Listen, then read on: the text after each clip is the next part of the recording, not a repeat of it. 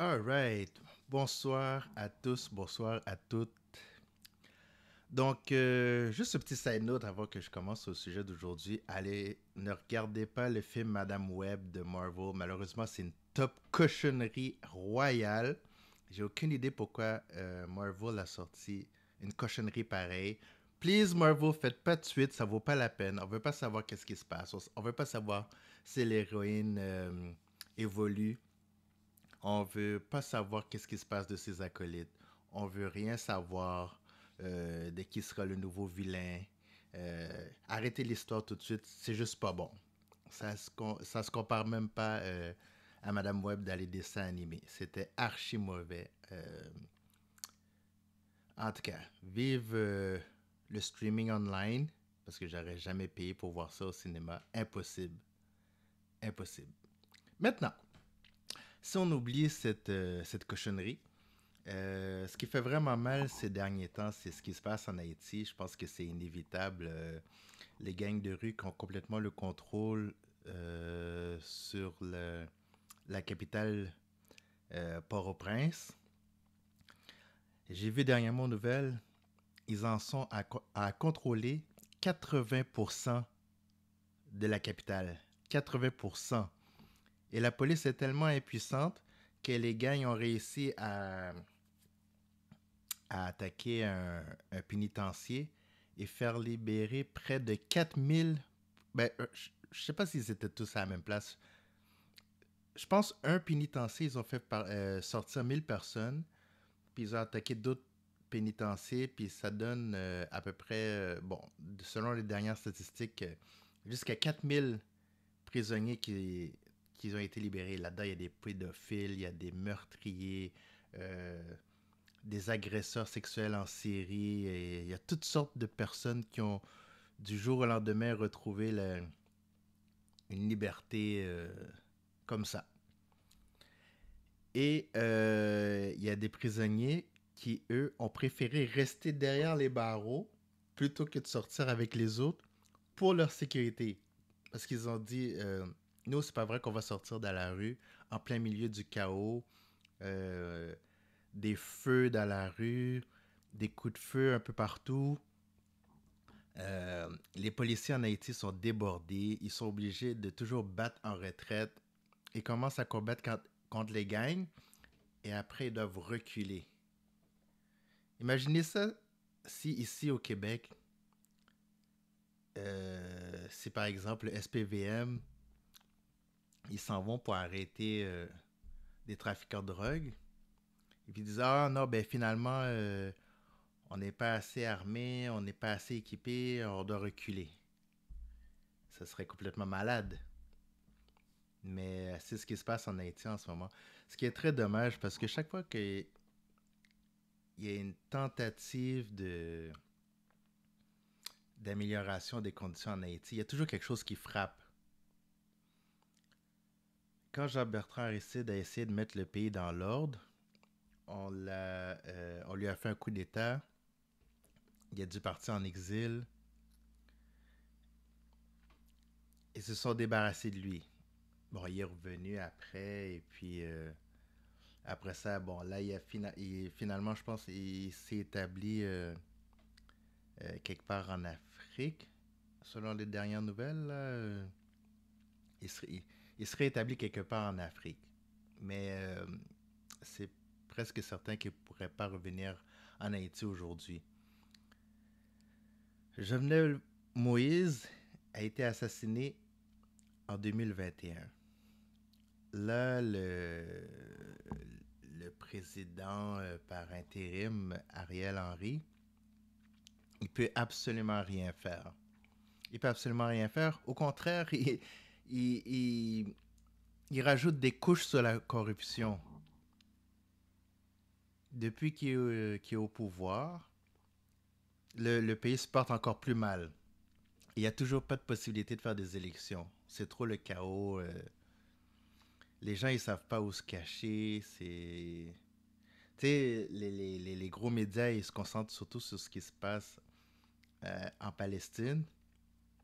Et loin de moi de vouloir réduire la souffrance qu'ils subissent là-bas par rapport à l'armée israélienne, mais la condition en Haïti en ce moment, c'est indescriptible.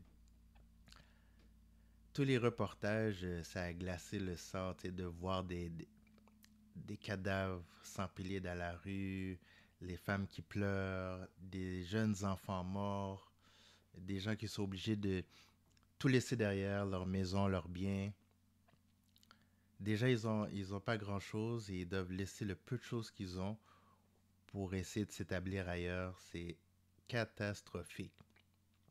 Ils ont dit que l'ambassade américaine est pas mal encerclée.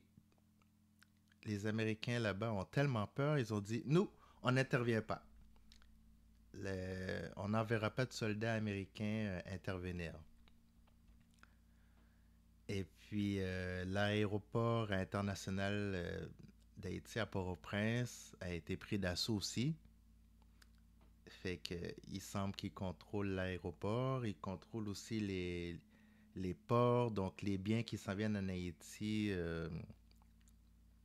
sont... Leur, leur trajectoire est déviée avec le chef de gang Barbecue.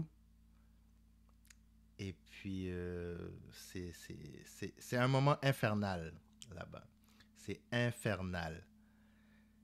Euh, Ce qui est dommage, c'est que un pays comme Haïti a quand même de très beaux paysages et de très belles choses à voir, mais il y a tellement de l'autre côté de corruption puis de guerre interne que le focus est toujours sur le négatif.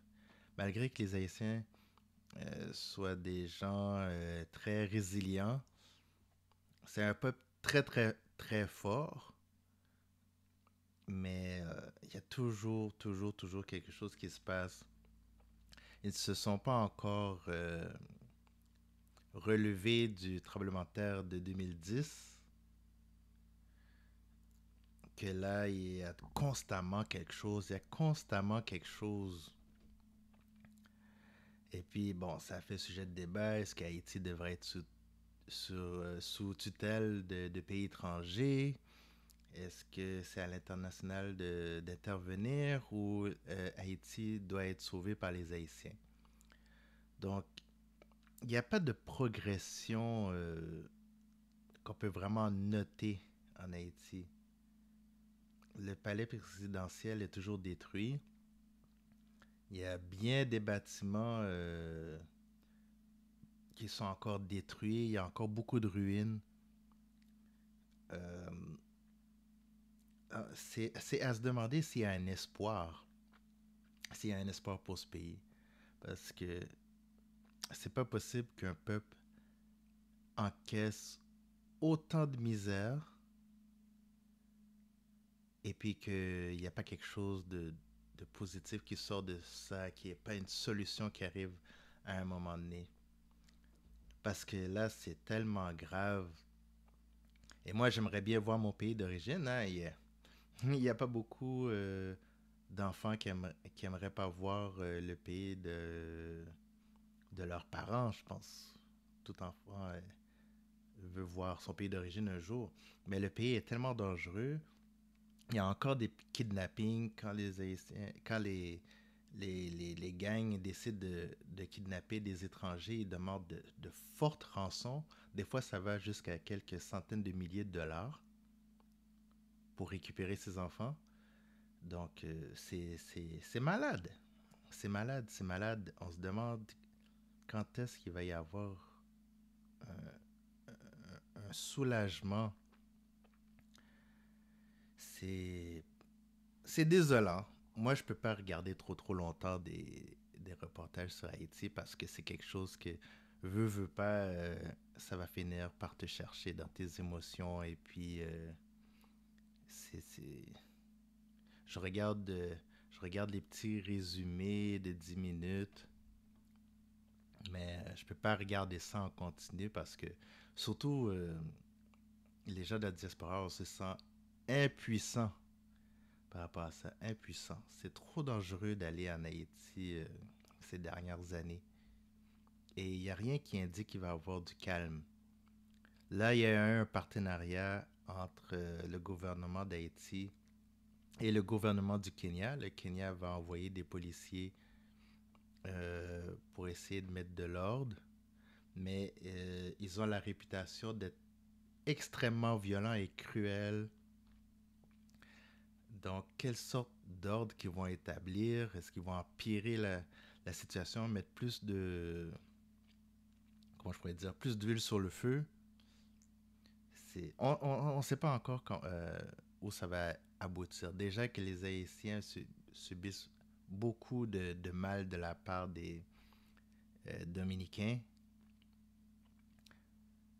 Euh, donc là, avec le Kenya, puis là, ils disent il est supposé avoir l'aide de la police nationale de Jamaïque. Et quelques autres pays sont supposés s'emmener aussi.